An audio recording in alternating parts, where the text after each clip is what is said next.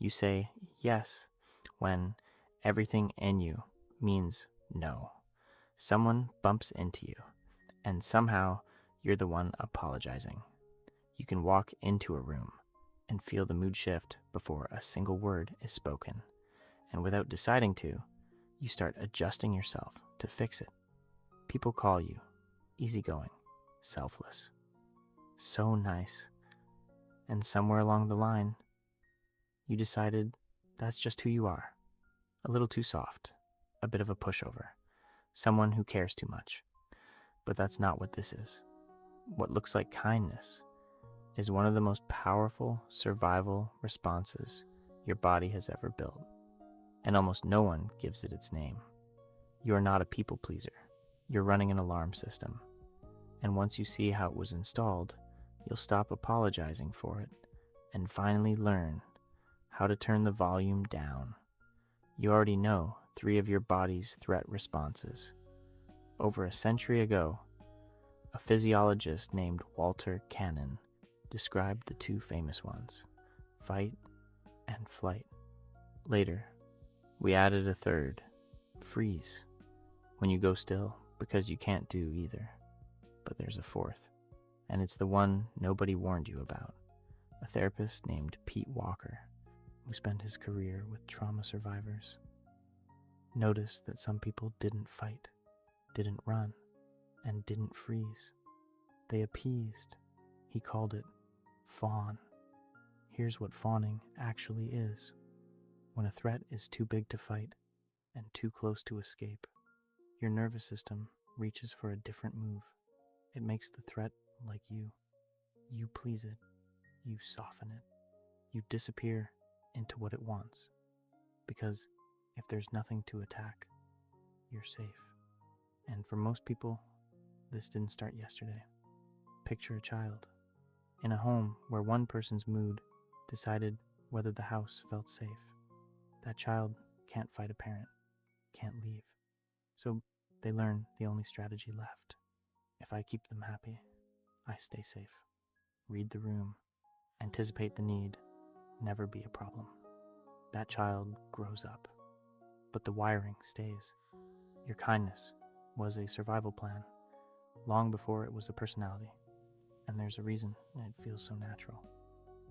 A psychologist named Shelley Taylor found that under stress, not everyone fights or flees. Some people do the opposite. They move toward others. They soothe. They connect. They smooth things over. She called it tend-and-befriend. In plain terms, for some nervous systems, safety isn't found by winning the fight. It's found by keeping everyone around you okay. Fawning is that instinct turned all the way up. You protect yourself by managing everyone else, which is why it feels automatic. You scan a room without trying. You feel the tension before it's spoken. You adjust before you even decide to. That's not weakness. It's a kind of radar most people simply don't have.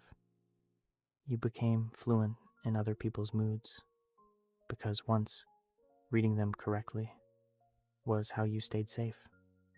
But I won't pretend it's free, because a peacekeeper who never goes off duty is never asked what they want. You abandon yourself in 100 tiny ways every day. A yes you didn't mean, a no you swallowed, an opinion you softened until it disappeared. Do that long enough, and something quietly breaks. You genuinely lose track of what you want, because for years, wanting things wasn't safe, and your body keeps the receipt, the resentment you're not allowed to feel, the exhaustion of a system. That never stops scanning for the next mood to fix. Here's the thing though, fawning kept a child safe, but you're not that child anymore, and most rooms you walk into aren't actually dangerous.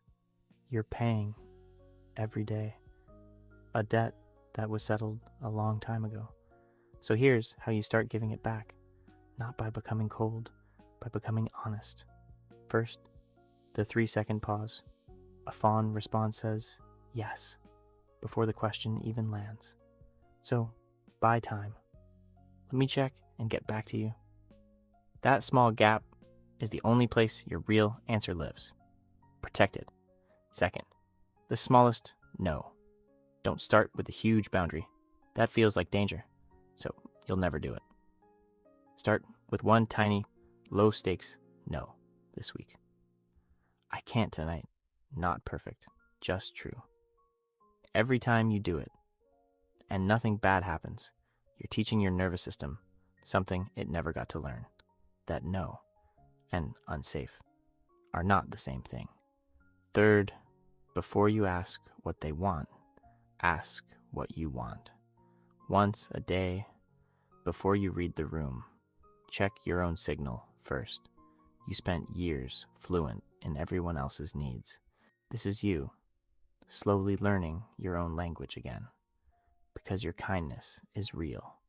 It just started as armor, and there's a version of you underneath it that gets to be generous because you choose to, not because some old alarm is afraid of what happens if you don't.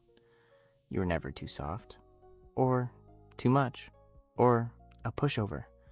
You were a kid who found a way to be safe, and it worked.